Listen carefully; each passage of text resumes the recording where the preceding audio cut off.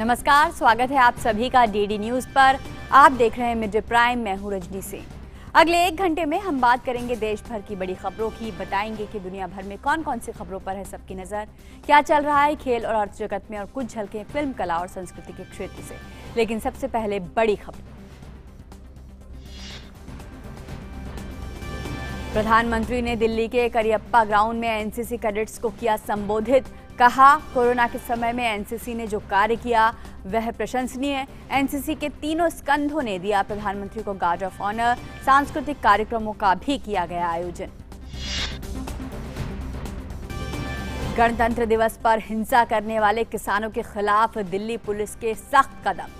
संगठनों के नेताओं के खिलाफ पुलिस जारी करेगी लुकआउट नोटिस। आरोपियों के पासपोर्ट जब्त करने की कार्यवाही भी होगी शुरू। गृह मंत्री अमित शाह ने ट्रैक्टर रैली के दौरान घायल हुए दिल्ली पुलिस के जवानों से की मुलाकात। तीरथ राम अस्पताल और सुश्रुत ट्रॉमा सेंटर में जाकर घायल पुलिसकर्मियों का जाना हाल।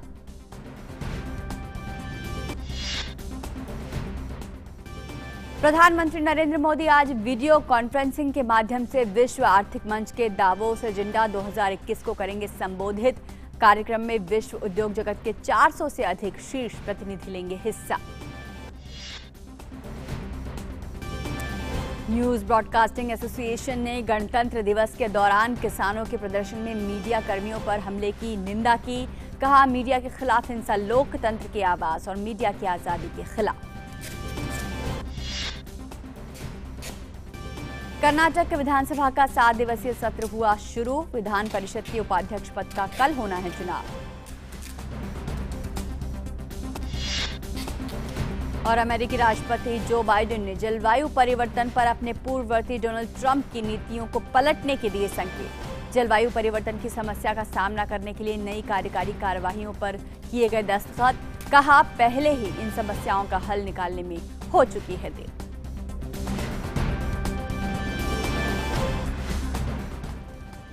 और मिड डे प्राइम में सबसे पहले बड़ी खबरों पर नजर डालते हैं।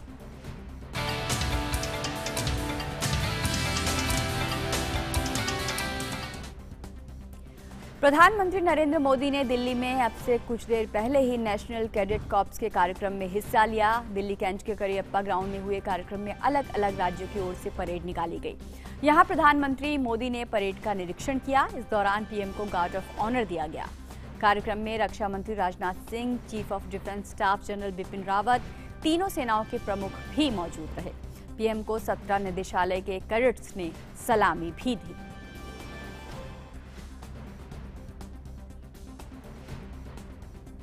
इस दौरान कैडेट्स ने मार्च पास्ट किया और माइक्रोलाइट फ्लाइंग और पैरासेलिंग के जरिए आसमान से प्रधानमंत्री को सलामी दी। इस रैली में थल सेना, नौसेना और वायुसेना की झांकी के जरिए जानकारी भी दी गई कि किस तरह से कैडेट्स को ट्रेनिंग दी जाती है। कोरोना काल के इस दौर में कोविड से संबंधित झांकियां भी निकाली गई। रोमांचकारी स्वच्छता और कोविड से संबंधित झांकी यहां निकाली गई और यहां सांस्कृतिक कार्यक्रमों के जरिए भी आत्मनिर्भर भारत और मेक इन इंडिया अभियान को बड़ी खूबसूरती से दर्शाया गया। प्रधानमंत्री ने यहां एनसीसी कैडेट्स को शुभकामनाएं दी और कहा कि ये देश का गौरव है। श्रेष्ठ प्रदर्शन करने वाले कैडेट्स और निदेशालय को पुरस्कृत किया गया। आंध्र प्रदेश और तेलंगाना निदेशालय को सर्वश्रेष्ठ निदेशालय का खिताब मिला। वहीं महाराष्ट्र निदेशालय को चैंपियन ट्रॉफी का उपविजेता घोषित किया गया। इस कार्यक्रम में पीएम ने एनसीसी को संबोधित भी किया। उन्होंने गौरव के साथ कहा कि बाढ़ से लेकर हर प्राकृतिक आपदा में एनसीसी कैडेट्स ने लोगों की मदद की है और कोविड महामारी के दौरान भी समाज की सेवा करने में प्रशासन की भरपूर सहायता की है।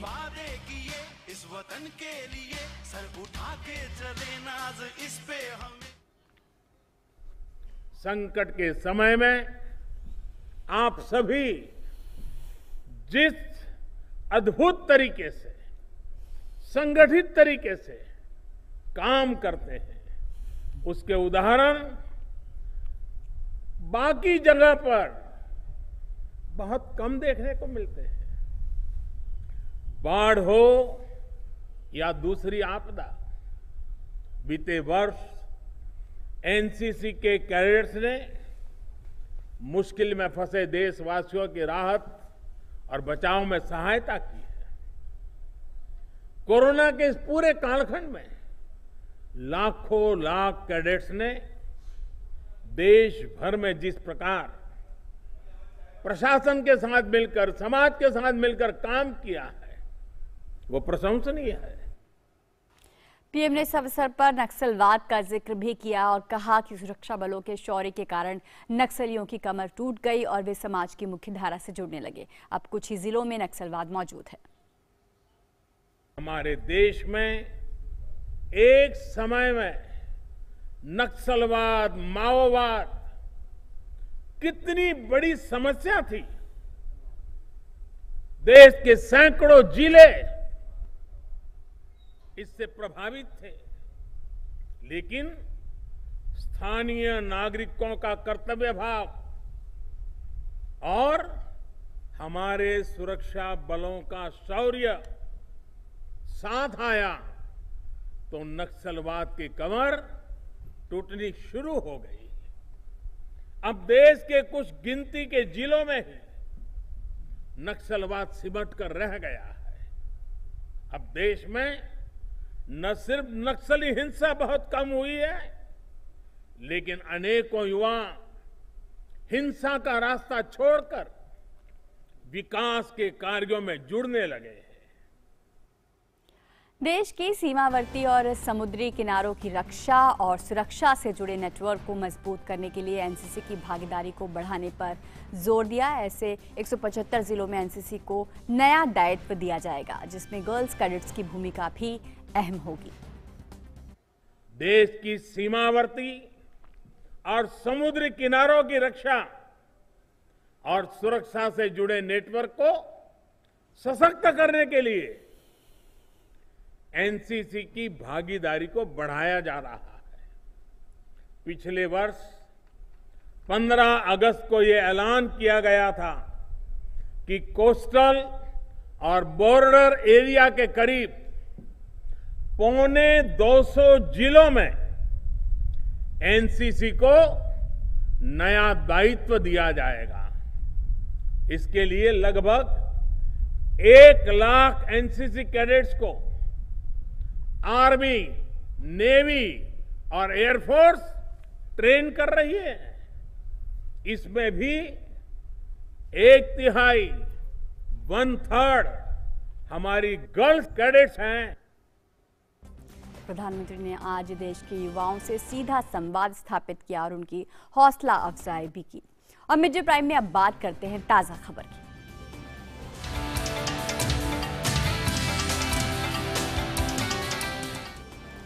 गणतंत्र दिवस के मौके पर किसानों की ट्रैक्टर परेड के दौरान हुई हिंसा के मामले में इस मामले की सब तरफ निंदा हो रही है। दिल्ली पुलिस भी इस मामले में बेहद सख्ती से काम ले रही है। पुलिस ने दिल्ली के अलग अलग थानों में अभी तक हिंसा और तोड़फोड़ के मामले में 25 एफआईआर दर्ज की हैं। जिन किसान नेताओं के खिलाफ एफआईआर दर्ज हुई है, उनके खिलाफ अब दिल्ली पुलिस लुकआउट नोटिस भी जारी करेगी। एफआईआर में जिन किसान नेताओं के नाम हैं, दिल्ली पुलिस उनके पासपोर्ट सरेंडर करने की प्रक्रिया भी शुरू करेगी। इसके साथ ही दिल्ली पुलिस ने क्रांतिकारी किसान यूनियन और संयुक्त किसान मोर्चा के दर्शनपाल को नोटिस भेज 3 दिन में जवाब मांगा है कि उसके खिलाफ क्यों ना कार्रवाई की जाए। साथ ही सभी आरोपी किसानों और दंगाइयों के नाम मांगे हैं जो इन दंगों में शामिल थे। किसान ट्रैक्टर रैली में हुई हिंसा के मामले में अभी तक 400 से ज्यादा पुलिस के जवान घायल हुए हैं। गृह मंत्री अमित शाह ने आज दिल्ली के 2 अस्पतालों का दौरा किया और गणतंत्र दिवस के मौके पर ट्रैक्टर परेड के दौरान हुई हिंसा में घायल पुलिस वालों का हाल जाना। गृह मंत्री पहले सुश्रुत ट्रोमा सेंटर गए और वहां भर्ती घायल पुलिसकर्मियों का हालचाल जाना।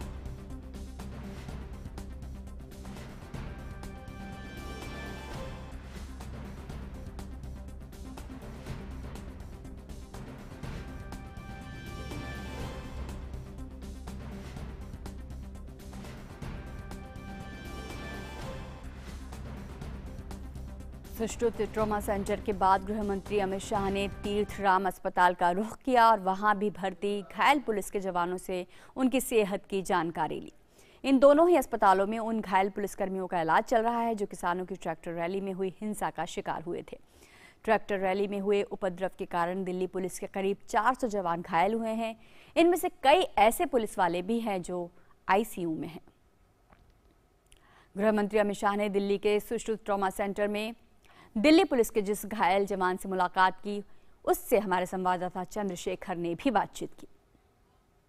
हम इस वक्त सिविल लाइंस के सोशल ट्रॉमा सेंटर में मौजूद हैं, जहां पर अमित शाह ने दौरा किया था। हमारे साथ भवानी सिंह हैं, जो वो कांस्टेबल हैं जो उनको 26 जनवरी के में जो किसानों ने जिस प्रकार से हुड़दंग मचाया था, हुड़दंगियों ने हुड़दंग मचाया था, उसमें घायल हुए थे। उनसे बात करते हैं। अमित शाह आए थे यहाँ पर, केंद्रीय गृह मंत्री, कैसा लगा आपको? जी, उनसे मिलकर अच्छा लगा है। उन्होंने जल्दी स्वस्थ होने की कामना की है और ऐसे आने से हमारा उत्साहवर्धन होता है और अच्छा महसूस कर रहे हैं हम। अभी पैर में चोट है, वो अभी बोल रहे हैं डॉक्टर साहब की कोविड की रिपोर्ट आने के बाद आपका कल ऑपरेशन हो जाएगा और जल्दी ठीक हो जाएंगे, ऐसी कोई दिक्कत नहीं। तो किस तरीके की बात हुई, कैसे हालचाल जानना चाहा, नॉर्मल बात हुई या किसके बारे में बात हुई?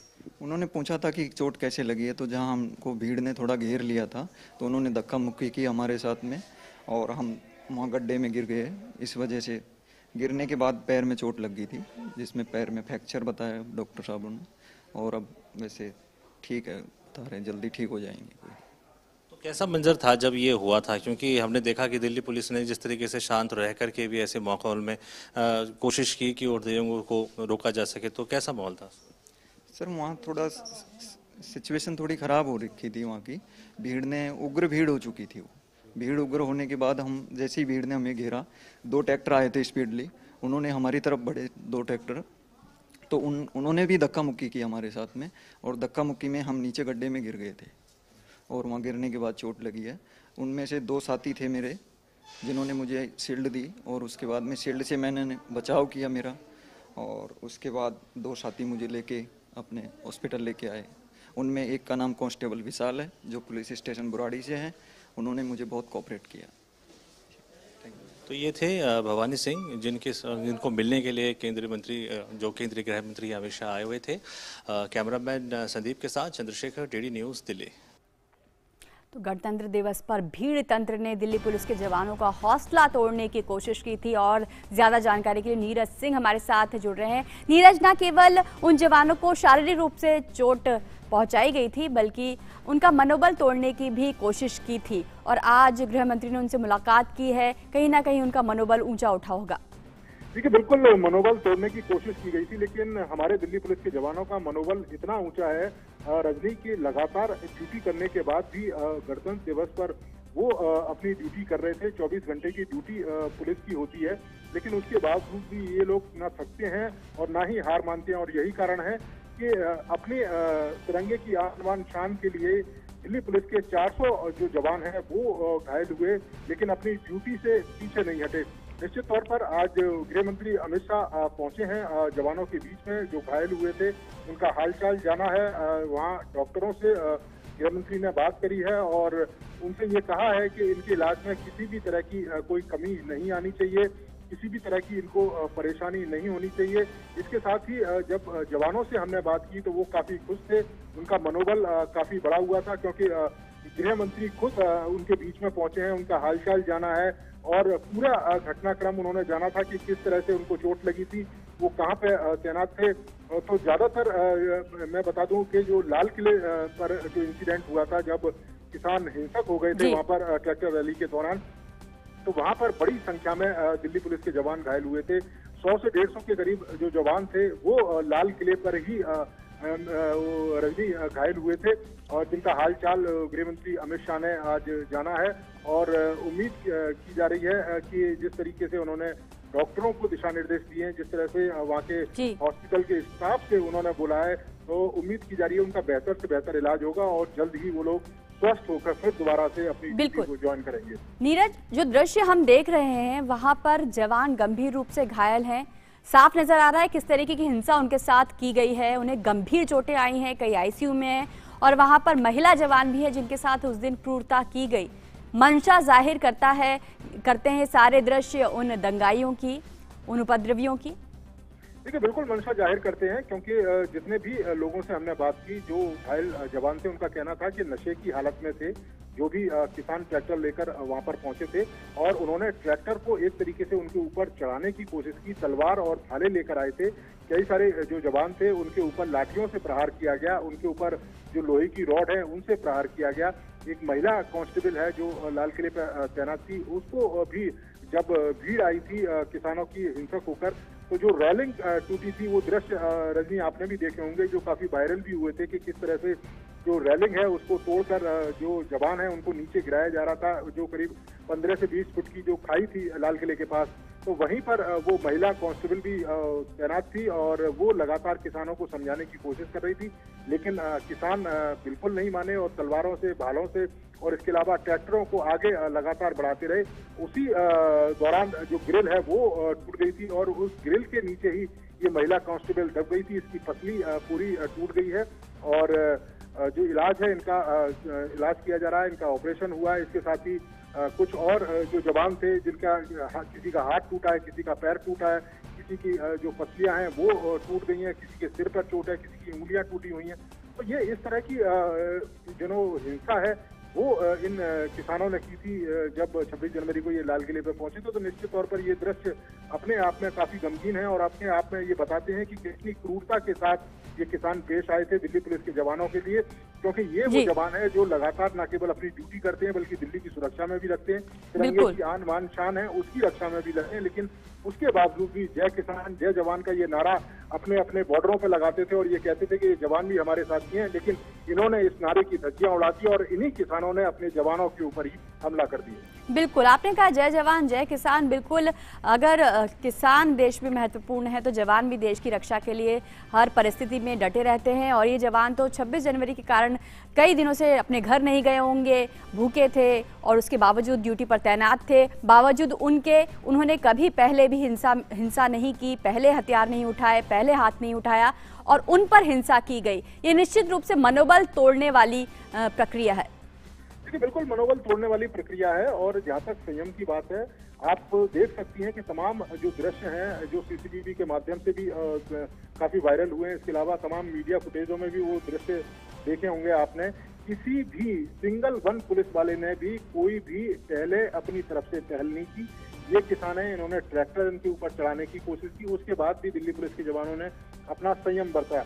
उसके बाद ये जो किसान से हिंसक होकर तलवार लेकर दिल्ली पुलिस के जवानों की तरफ भागे, लोहे की रॉड लेकर इन्होंने दिल्ली पुलिस के जवानों के सिरों को फाड़ दिया। उसके बावजूद भी दिल्ली पुलिस के किसी भी जवान ने अपना संयम नहीं खोया, क्योंकि जितने बड़े पैमाने पर इन्होंने हिंसा की थी, अगर दिल्ली पुलिस अपना संयम खोती तो ये बहुत गंभीर जो घटना है वो हो सकती थी। इस बात की जो जानकारी दिल्ली पुलिस को थी और यही कारण है कि वो लगातार संयम बरतती रही और इसी संयम में ये 400 जवान घायल हुए हैं, लेकिन इनके मनोबलों को ये तोड़ नहीं पाए हैं। और जितने भी जवानों से हमने बात की उनका ये कहना है कि जल्दी स्वस्थ होकर ड्यूटी आएंगे, देश की सेवा के लिए, रक्षा के लिए, दिल्ली वासियों की सेवा के लिए ये दोबारा से फिर अपने आप को फिट कराएंगे और दोबारा से ही मैदान में उतरेंगे। तो निश्चित तौर पर इनके मनोबल पर ये लोग असर नहीं डाल पाए। इनको शारीरिक रूप से चोट जरूर पहुंचाई है, लेकिन इनका मानसिक जो मनोबल है वो अभी भी बहुत बड़ा हुआ है। बिल्कुल, कोई भी अराजकता दिल्ली पुलिस के जवानों का मनोबल नहीं तोड़ सकती है। बहुत बहुत शुक्रिया नीरज आपका इस तमाम जानकारी के लिए। और इस बीच यूपी गेट के नजदीक पिछले 2 दिनों में किसानों की संख्या लगातार कम हो रही है।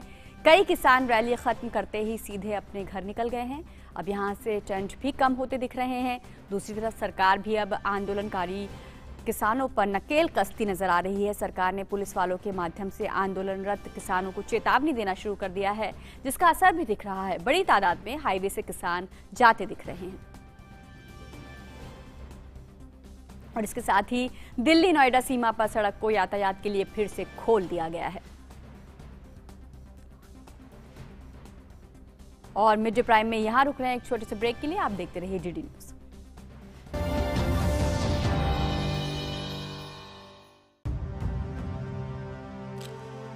भारत की पोलियो से जीत की कहानी बड़े बड़े शब्दों में लिखी जाएगी, पर इस जीती हुई लड़ाई को कायम रखने के लिए हमें अपने प्रयासों को जारी रखना होगा जब तक दुनिया से पोलियो का खतरा पूर्ण रूप से टल न जाए। खतरा है बरकरार, इसीलिए पोलियो की खुराक पिलाना है हर बार। 2 बूंद हर बार, पोलियो पर जीत रहे बरकरार। पक्की होगी बुनियादें तो हंसे हिंदुस्तान होगा। पहले करो शुरुआत करो, करो तो पक्की बात करो। पहले करो शुरुआत करो, करो तो पक्की। वंडर सीमेंट, एक परफेक्ट शुरुआत।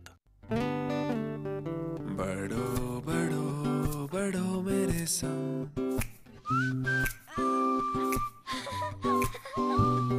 बढ़ो बढ़ो बढ़ो मेरे संग, बढ़ो बढ़ो बढ़ो बढ़ो। कुछ इसी तरह बच्चों के साथ साथ बढ़ते हैं LIC के चिल्ड्रंस प्लान्स, जो दे आकर्षक भुगतान बच्चों की हर बढ़ती अवस्था में। बढ़ो बढ़ो बढ़ो मेरे संग। भारत की पोलियो से जीत की कहानी बड़े बड़े शब्दों में लिखी जाएगी, पर इस जीती हुई लड़ाई को कायम रखने के लिए हमें अपने प्रयासों को जारी रखना होगा जब तक दुनिया से पोलियो का खतरा पूर्ण रूप से टल न जाए। खतरा है बरकरार, इसीलिए पोलियो की खुराक पिलाना है हर बार। 2 बूंद हर बार, पोलियो पर जीत रहे बरकरार।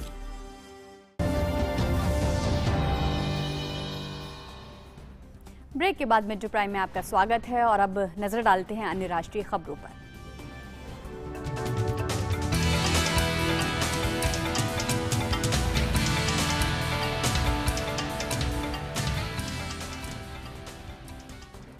प्रधानमंत्री नरेंद्र मोदी आज वीडियो कॉन्फ्रेंसिंग के माध्यम से विश्व आर्थिक मंच के दावोस संवाद को संबोधित करेंगे। कार्यक्रम में पूरी दुनिया के उद्योग जगत के 400 से ज्यादा शीर्ष प्रतिनिधि भाग लेंगे, जिसमें प्रधानमंत्री चौथी औद्योगिक क्रांति, मानवता की भलाई के लिए प्रौद्योगिकी का उपयोग विषय पर सत्र को संबोधित करेंगे। आयोजन के दौरान प्रधानमंत्री CEOs के साथ भी बातचीत करेंगे। दावोस संवाद एजेंडा कोविड के बाद की दुनिया में विश्व आर्थिक मंच की महत्वपूर्ण पहल की शुरुआत का प्रतीक है। आज दावोस संवाद को संबोधित करेंगे प्रधानमंत्री वीडियो कॉन्फ्रेंसिंग के माध्यम से। और ज्यादा जानकारी के लिए सुधाकर हमारे साथ जुड़ रहे हैं। सुधाकर, कोविड चुनौती के बाद से ये अहम मंच है जहां आर्थिक मंच से पूरे विश्व को एक संदेश देंगे प्रधानमंत्री, जुड़ने की कोशिश करेंगे, आर्थिक गतिविधियों को एक नई प्राणवायु मिलेगी। एक महत्वपूर्ण मौका है भारत के लिए भी। जी बिल्कुल, देखिए, और खास तौर से विश्व आर्थिक मंच की तरफ से प्रधानमंत्री को इस संवाद के लिए आमंत्रित किया गया है। आपको याद होगा रजनी, 3 साल पहले भी प्रधानमंत्री दावोस गए थे और तब 2 दशक बाद वो कोई पहले प्रधानमंत्री थे जो वहां गए थे, जिनको आमंत्रित किया गया था विश्व आर्थिक मंच की बैठक के लिए। और निश्चित तौर पर इस बार जो संवाद है, जो तय किया गया, वो भारत के लिहाज से भी काफी महत्वपूर्ण है। इंडस्ट्रियल रिवॉल्यूशन और साथ ही साथ मानव कल्याण के लिए तकनीक का क्या योगदान हो सकता है, ये विषय रखा गया है। और एक तरह से ये बैठक कोरोना महामारी से जब पूरी दुनिया अब की अर्थव्यवस्था उभरने की कोशिश कर रही है, और हमने खास तौर पर देखा कि भारत ने जो प्रभावी प्रदर्शन किया है, न सिर्फ कोरोना महामारी से निपटने में बल्कि अर्थव्यवस्था को एक तरह से सामान्य परिस्थिति पर लौटाने में। और जिस तरह से कल IMF की रिपोर्ट आई है कि अगले वित्तीय वर्ष में जो इमर्जिंग इकोनॉमीज है, जो दुनिया की बड़ी अर्थव्यवस्थाएं हैं, उनमें सबसे तेजी से भारत की अर्थव्यवस्था बढ़ेगी, उसकी विकास दर रहेगी 11.5% की दर से बढ़ सकती है। तो उस परिप्रेक्ष्य में अगर देखें तो ये पूरा जो संवाद है काफी महत्वपूर्ण हो जाता है। और दुनिया के जो तमाम बड़ी कंपनियां हैं, 400 से भी ज्यादा, उनके CEOs इसमें शिरकत करेंगे। तो निश्चित तौर पर भारत एक तरह से जो आत्मनिर्भर भारत का अभियान चला रहा है, आत्मनिर्भर भारत के लिए लगातार कोशिश कर रहा है। उसके अलावा जो एक मैन्युफैक्चरिंग हब भारत बन रहा है, भारत में इंफ्रास्ट्रक्चर के क्षेत्र में जो संभावना है, तो उन तमाम चीजों का जिक्र प्रधानमंत्री कर सकते हैं। और निश्चित तौर पर भारत में बीते 5-6 सालों में जो रिफॉर्म हुए वो लगातार दिख रहा है। विदेशी निवेशकों का किस तरह का भरोसा भारत के ऊपर पैदा हुआ है। पिछले साल ऐसे वक्त में जब कोरोना महामारी का समय था, उस समय जब दुनिया की अर्थव्यवस्थाएं प्रभावित हो रही थी, कमजोर हो रही थी, उस दौरान भी भारत में रिकॉर्ड विदेशी निवेश आया। अप्रैल से नवंबर तक $58 बिलियन से ज्यादा का विदेशी निवेश भारत में आया, जो प्री कोरोना पीरियड से भी 22% ज्यादा था। ये समझा जा सकता है कि कोरोना के दौरान भी भारत की अर्थव्यवस्था ने जो एक रेजिलियंस दिखाया है, तो वो उस तमाम चीजों को प्रधानमंत्री रख सकते हैं और निश्चित तौर पर भारत में जो संभावनाएं हैं न सिर्फ भारत के लिए, भारत के अर्थव्यवस्था रोजगार के लिए, बल्कि वैश्विक निवेशकों के लिए भी एक विन विन सिचुएशन होगा। उसकी बात इस मंच से प्रधानमंत्री कर सकते हैं। बिल्कुल सुधाकर, और जो थीम है कि मानवता की भलाई प्रौद्योगिकी के जरिए भारत ने उसे हर क्षेत्र में महामारी के दौरान सच करके दिखाया। बहुत बहुत शुक्रिया सुधाकर आपका हमसे जुड़ने के लिए। और कृषि क्षेत्र में बेहतर उत्पादन के लिए भारत शोध पर खासा ध्यान दे रहा है। विश्व आर्थिक मंच के दावोस संवाद को वीडियो कॉन्फ्रेंसिंग के जरिए संबोधित करते हुए कृषि मंत्री नरेंद्र सिंह तोमर ने कहा कि फसलों को और गुणवत्तापूर्ण बनाने के लिए प्रयास किए जा रहे हैं। तो कृषि के क्षेत्र में उत्पादकता के लिए हम R&D पर भी बल दे रहे हैं और हमारी कोशिश है कि फसल कटाई के बाद उसको प्रबंधित ठीक प्रकार से किया जा सके। हमारे यहाँ निश्चित रूप से इस बात की कठिनाई है कि कई बार पर्याप्त अवसंरचना नहीं होने के कारण फसल का नुकसान होता है और उसका असर पर्यावरण भी पड़ता है। विदेश मंत्री डॉक्टर एस जयशंकर ने आज वीडियो कॉन्फ्रेंस के जरिए 13वें अखिल भारतीय चीन अध्ययन सम्मेलन को संबोधित किया। पूर्वी लद्दाख में सीमा क्षेत्र पर हो रही घटनाओं को गंभीर रूप से परेशान करने वाला बताते हुए विदेश मंत्री एस जयशंकर ने कहा कि चीन ने अब तक सीमा पर सेना को इकट्ठा करने के कारणों का विश्वसनीय स्पष्टीकरण नहीं दिया है। The last loss of life before 2020 was in fact as far back as 1975. That is why the events in eastern Ladakh last year have so profoundly disturbed the relationship. Because they not only signaled a disregard for commitments about minimizing troop levels, but also showed a willingness to breach peace and tranquility. Significantly, to date, we have yet to receive a credible explanation for the change in China's stance or reasons for massing of troops in border areas. विदेश मंत्री ने यह भी कहा कि चीन द्वारा वैश्विक मंचों पर भारत के कई कदमों के विरोध को रेखांकित करते हुए कहा है कि चीन ने NSG में भारत की सदस्यता पर रोक लगाई। साथ ही चीन ने संयुक्त राष्ट्र में पाकिस्तान के आतंकियों को वैश्विक आतंकी घोषित करने की कोशिशों पर भी अड़ंगा लगाया था। When it came to interests and aspirations, some of the divergences were also apparent. You may recall the practice of staple visas or the reluctance to deal with some of our military commands. Then there was China's opposition to India's membership of the Nuclear Supplies Group and to a permanent seat in the UN Security Council. When it came to trade, promises of market access did not match delivery. The blocking of UN listing of Pakistani terrorists involved in attacks on India had its own resonance. And of course, the violation of Indian sovereignty by the China-Pakistan Economic Corridor. Bharat और चीन के संबंधों का जिक्र करते हुए विदेश मंत्री एस जयशंकर ने दोनों देशों के समांतर उदय को मानव इतिहास की अनोखी घटना बताया। Both are in the process of building a modern nation state from a civilizational society, and their parallel rise in the contemporary era, albeit at a differential pace and intensity. That is actually a relatively unique happening in human history.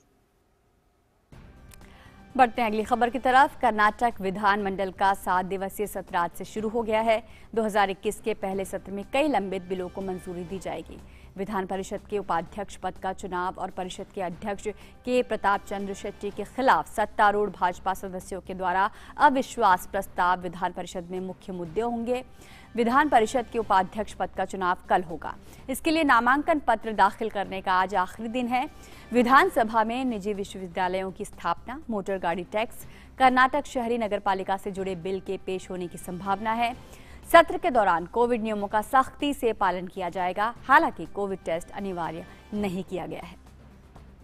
और गृह मंत्री द्वारा किसान आंदोलन में घायल पुलिसकर्मियों का हाल गृह मंत्री ने जाना है। इस पर तीर्थराम अस्पताल में भर्ती घायल पुलिस जवानों से हमारे संवाददाता नीरज सिंह ने बातचीत की। दिल्ली के बॉर्डरों पे जहां पर किसान आंदोलनकारी बैठे थे वहां से एक ही आवाज आती थी कि जय जवान जय किसान। लेकिन 26 जनवरी को जब किसानों ने ट्रैक्टर मार्च निकाला, वही किसान इन जवानों की जान के दुश्मन बन गए और दिल्ली पुलिस के करीब 400 के करीब ऐसे जवान थे जो घायल हुए हैं। उनमें कई सारे आईसीयू में भी हैं। ऐसे ही एक जवान हमारे साथ हैं जो लाल किले पे मौजूद थे। सर, मेरा नाम कांस्टेबल संदीप है। मैं डीसीपी नॉर्थ सर के पास में एज ए ऑपरेटर वर्क कर रहा हूँ। जो किसान बढ़ रहे थे जहाँ तिरंगा लगता है, तो उनके हाथों में क्या था? आपने रोकने की कोशिश करी, तब उन्होंने क्या किया? सर, उन्हें बहुत रोकने की कोशिश की। उनके हाथों में डंडे थे, तलवारें थी, लाठियाँ थी, रोड थे, पाइप थे। वो सब नशे में थे एक तरह से।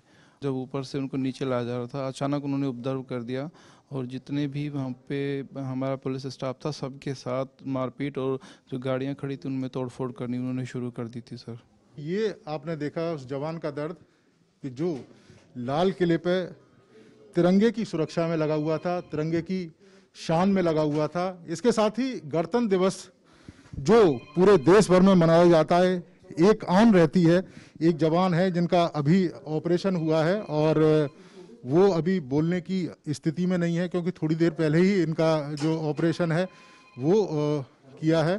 तो ये 400 के करीब जवान थे जो पूरी दिल्ली में अलग अलग जगह घायल हुए जिस समय ट्रैक्टर रैली निकाली जा रही थी और जो किसान हैं वो हथियारों को लेकर आए। आप कहाँ पे मौजूद थे? क्या नाम है आपका और क्या हुआ उस दिन? एएसआई प्रदीप कुमार, लाल किले पर ड्यूटी थी आरडी रेजिमेंट में। दोपहर को यहाँ किसान अपने ट्रैक्टर लेकर वहाँ पे पहुँच गए। हम वहीं पे मौजूद थे। यहाँ लाल किले के अंदर काफ़ी तादाद में घुस गए। अफसरों का मैसेज आया कि सीनियर अफसरों का कभी स्टाफ जो बाहर है वो अंदर आ जाए। हम लोरी गेट की तरफ से अंदर घुस रहे थे, तभी अंदर की भीड़ बाहर भाग रही थी, जिनके हाथों में तलवार, लाठी, डंडे, फरसा, भाले थे। उन्होंने जब हम अंदर घुस रहे थे हमारे ऊपर एकदम वार कर दिया। दूसरी साइड से पार्क की तरफ से पथराव हो गया, तो हम वहीं घेर के दोनों तरफ से हम उनको समझाते रहे कि भाई हम भी आपके साथी हैं, हम भी किसान हैं, आप ऐसा मत करिए, हम आपके साथ हैं, आप कोई वो नहीं। लेकिन उन्होंने एक नहीं सुनी। ये कहते मारो मारो मारो मारो, और लाठियाँ थी, तलवारें थी, फरसे थे, भाले थे, जिसमें ये हाथ में भाला मेरे भी लगा है, और लाठी डंडों से एकदम बगैर सोचे समझे जिसको जहाँ लग रहा है उसी तरह मारते रहे। वो शरीर में और ये हाथ में आपके कंधे में और शरीर में, छाती में, पीठ पे, यहाँ पैरों के नीचे काफ़ी चोटें हैं। जी भरकर लाठी बांधी उन्होंने। तो ये आपने देखा कि ये वो जवान हैं जो दिल्ली वासियों की सुरक्षा में लगे रहते हैं। ये वो जवान हैं जो 24 घंटे अपनी ड्यूटी को निभाते हैं। ये वो जवान हैं जो कोई भी त्यौहार हो दिल्ली के लोगों के साथ कंधे से कंधा मिलाकर खड़े रहते हैं। दिल्ली की सुरक्षा की जिम्मेदारी इनके पास होती है। दिल्ली में जो तमाम बड़े बड़े मॉन्यूमेंट्स हैं या जो इमारतें हैं उनकी सुरक्षा की जिम्मेदारी इनके पास रहती है। और उस दिन भी ये लोग गणतंत्र दिवस की शान में अपनी ड्यूटी दे रहे थे। लेकिन ट्रैक्टर रैली में जो किसान आए जिन्होंने इनके ऊपर हमला किया, उन्होंने किस तरह की हालत इनकी की, आप खुद अंदाजा लगा सकते हैं कि उनकी मंशा क्या थी। कैमरामैन सुरेंद्र के साथ नीरज सिंह, डीडी न्यूज़, दिल्ली। तो ये वो जवान हैं जिनसे 26 जनवरी को हिंसा की गई, क्रूरता की गई। और किसान आंदोलन में घायल बलजीत सिंह एसएचओ मोहन गार्डन से हमारे साथ जुड़ रहे हैं। उनके साथ भी उस दिन क्रूरता हुई थी। बलजीत सिंह जी, बताइए क्या हुआ था उस दिन, किस तरीके से आप पर क्रूरता की गई, कैसे आपको घायल किया गया? मेरी ड्यूटी घासीपुरा पिकेट पे थी। वहां पर नजफगढ़ रोड पे हमने ब्लॉकेड किया हुआ था। वहां से कोई इनकी एंट्री किसान की अलाउड नहीं थी। लेकिन करीब 2:30-3 बजे एक पूरा समूह, कम से कम 20-25 हजार आदमी ट्रैक्टर समेत आ गए और पूरा हुड़दंग करने लग गए। बैरिकेड्स को तोड़ना, बस लगाई हुई थी स्टॉपेज करने के लिए, उनको बसों को डंडे मारना, तोड़ना, ट्रैक्टर से बांध कर खींचना, ट्रैक्टर हमारे ऊपर चढ़ाना, लाठियों से वार करना, आंसू गैस के गोले इनको दूर करने के लिए किए गए। तो उसके बदले में उन्होंने पथराव किया। अपनी ट्राली में भरकर लाए हुए थे वो ईंट रोड़े, बिल्कुल। बलजीत सिंह जी, क्या आप अपनी चोट दिखा सकते हैं? किस तरीके से आपके साथ क्रूरता की गई? आपने समझाने की कोशिश की थी क्या उपद्रवियों को? किस तरीके से आपको घायल किया उन्होंने? उन्होंने काफी समझाया मैंने, आप ये सब ना करें, लेकिन वो किसी तरह बाज नहीं आ रहे थे।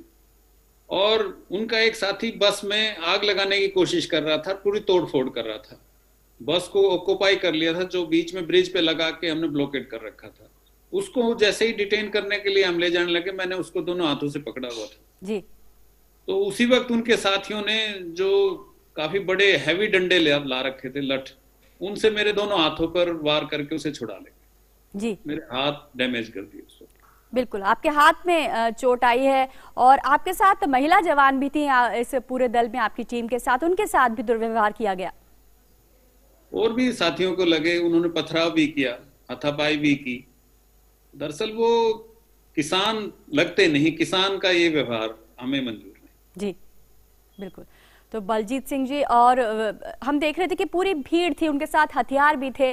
आपके पास, जवानों के पास केवल लाठी थी, फिर भी वो उन्हें चला नहीं रहे थे, समझाने की कोशिश कर रहे थे, लेकिन किसानों के पास उस वक्त हथियार भी मौजूद थे। तो नशे में थे, हथियार भी थे। दूसरा, हमें हर हाल में सिचुएशन कंट्रोल करने का रिस्पॉन्सिबिलिटी होती है।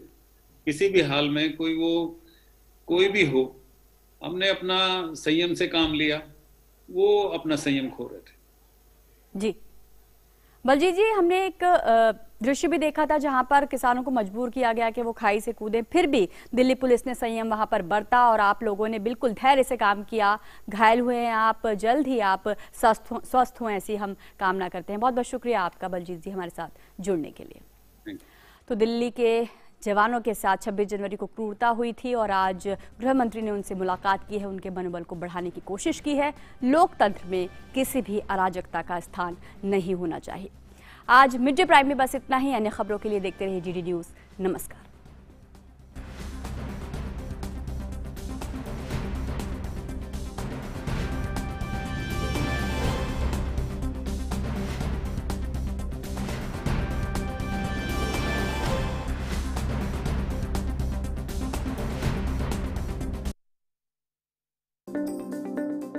कोविड-19 के चलते ज्यादा से ज्यादा लोग डिजिटल ट्रांजैक्शन का प्रयोग कर रहे हैं। डिजिटल ट्रांजैक्शन में सबसे सेफ एंड सिक्योर्ड मोड है इंटरनेट बैंकिंग। इंटरनेट बैंकिंग के 3 इंपॉर्टेंट टूल हैं।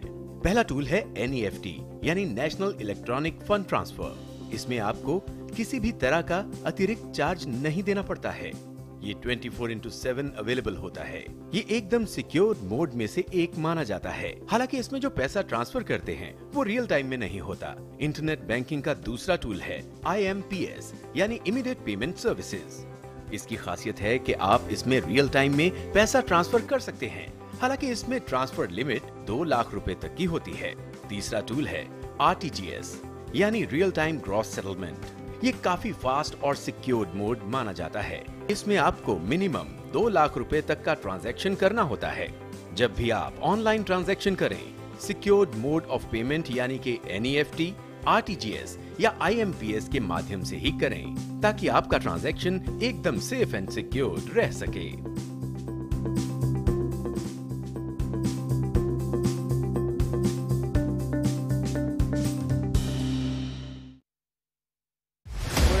To start the first ever NBA. Zach Zarba tosses it in the air. We're underway.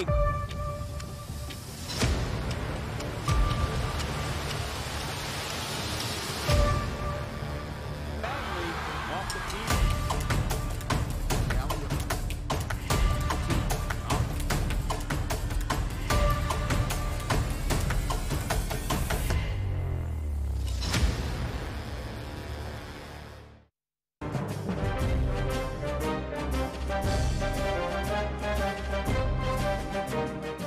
हमने जो आज़ादी की लड़ाई छेड़ रखी है, उसे तब तक जारी रखना होगा जब तक हमें मुकम्मल